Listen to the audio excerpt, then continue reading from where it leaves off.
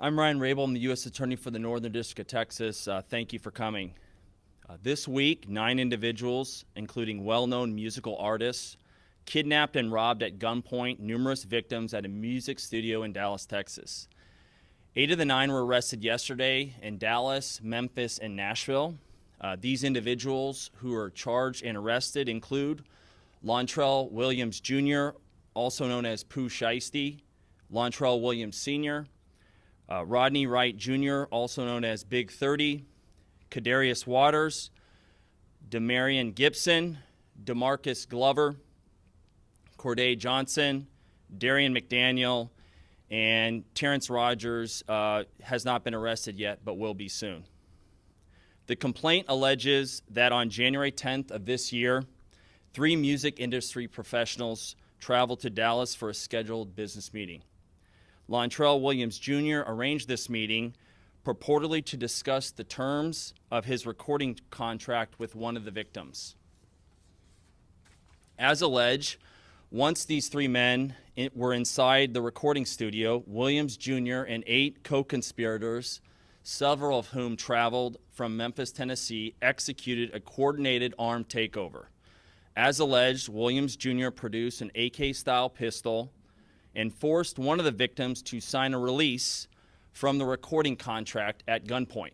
The remaining conspirators displayed firearms and robbed the other victims of Rolex watches, jewelry, cash, and other high-value items. One of the victims was actually choked by one of the defendants to the point of near unconsciousness. Defendant Wright barricaded the studio door with his body to prevent the victims from escaping.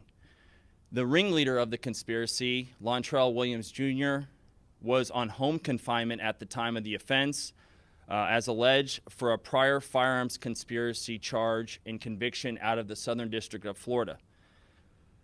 Towards the end of his prison sentence, he had been granted home detention. Part of the terms of his home detention were that he would not commit another federal offense or possess a firearm. His father, Lontrell Williams Sr., is alleged to have helped plan and execute the federal kidnapping as charged in the complaint.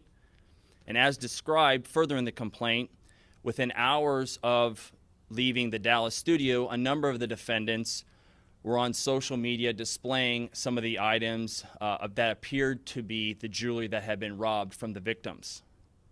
The charging document outlines some of the evidence, just some, establishing the defendants' roles in the federal offense. This is as follows: electronic monitoring data placing Williams Jr. at the offense location, which would put him in violation of his home detention conditions. Cell phone records and license plate reader data corroborating the coordinated travel of multiple defendants from Memphis, Tennessee to Dallas. Rental car records confirming Williams Sr. rented a vehicle that was used by the group. Surveillance footage from the offense location, a nearby office supply store, and a hotel where several of the defendants stayed following the offense. Fingerprint evidence as well that was recovered from the crime scene, matching at least 2 of the defendants. Social media posts by defendants displaying what appears to be stolen property just in the days following the offense.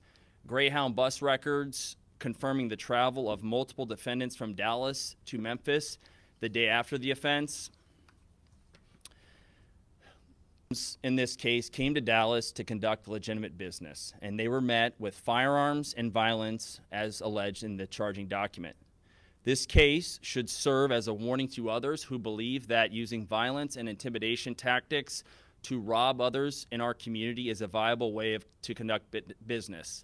I'm here to say that it is not, and that if you choose to do this, we will, together with our law enforcement partners here and the other ones in the Northern District of Texas, will bring you swiftly to justice.